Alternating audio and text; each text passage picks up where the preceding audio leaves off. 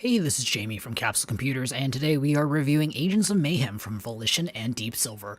This open-world shooter is available now for PlayStation 4, Xbox One, and Windows. At the time of the recording of this video, the game costs $59.99 US or $89.95 Australian on PC and $99.95 Australian on consoles.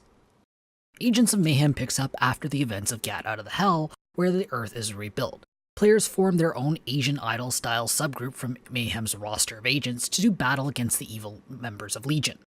I believe Saints Row 3 boasts the best writing in the Saints Row series, and Agents of Mayhem comes very close to equaling Saints Row 3's quality. Agents of Mayhem is extremely focused on parodying Saturday morning superhero cartoons and super spy films like James Bond. The writing is hilarious and handles diversity in a really amazing low-key way that gives Overwatch a run for its money. The dialogue is sharp, and I'm impressed with the absolute volume of the lines in-game. Many parts of the game have customized dialogue for each specific character, and it's an impressive feat considering the number of agents available.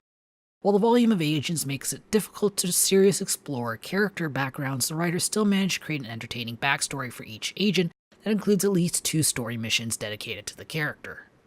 Unfortunately, Agents of Mayhem really stumbles when it comes to its gameplay. The biggest problem is its repetitive nature. Sure, Agents of Mayhem has all the hallmarks of an open-world shooter with side missions, collectibles, and activities scattered throughout the game, but the main missions are more like an MMORPG in a not very good way. There are only a small handful of mission objectives in the game, and players will experience pretty much all of them by the time they reach the first mini-boss. The car missions are probably the worst, as the cars don't have any combat capabilities except ramming other cars. Add the fact that many of these missions have infinitely spawning enemy cars to make your job harder, and you've got a dull mission that requires players to drive around in a circle, chasing a target car to try to nudge them hard enough into a wall to blow up, while constantly being dragged further away by enemy attackers. The layers that serve as mini dungeons aren't much better. Each layer is constructed by chaining together a few handful of pre-made rooms and a few standard objectives thrown in. Agents of Mayhem is all of the repetitive grind of an MMO, but none of the rewards for running on the treadmill.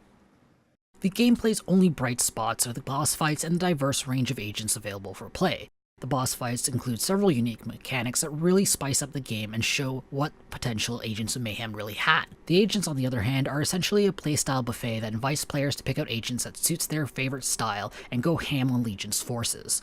While the main weapons fall under a few standard categories, each agent has 2 unique abilities that do a great job of differentiating them from other agents. The audiovisual presentation in Agents of Mayhem is very good.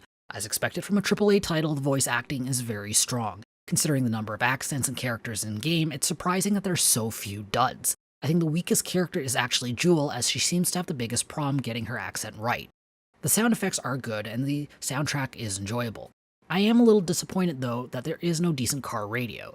Agents of Mayhem's art style is very good, though a bit lacking at times in this game. I absolutely adore the Saturday morning style cartoon cutscenes. They are just awesome. The in-game art style is very much in line with recent Saints Row titles with a cartoony, exaggerated look. The only problem is that the layer in the City of Soul feels a bit repetitive at times. As I said from earlier, the layers are just the same rooms being reused over and over again.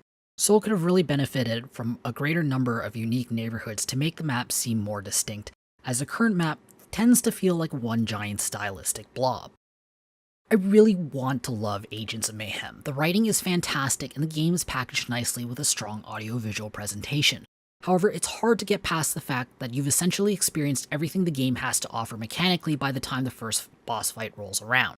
The game is simply too repetitive to play for any real length of time. I think my best advice is to wait for Agents of Mayhem to drop in price and pick it up dirt cheap during a sale. Blitz through the game at the easiest difficulty because I think the story is absolutely worth experiencing. Agents of Mayhem has earned itself 6.5 capsules out of 10. If you want to read our full review, be sure to check out the link in the description or in the video's card. I hope to see you soon. This is Jamie from Capsule Computers signing off. Hey YouTube, if you enjoyed this video, be sure to like it and subscribe to Capsule Computers for more awesome videos. If you're looking for more videos to watch, why don't you check out our review of Redeemer here on the left. And if you're looking for another open world shooter, why don't you check out our review of Tom Clancy's Ghost Recon Wildlands here on the right.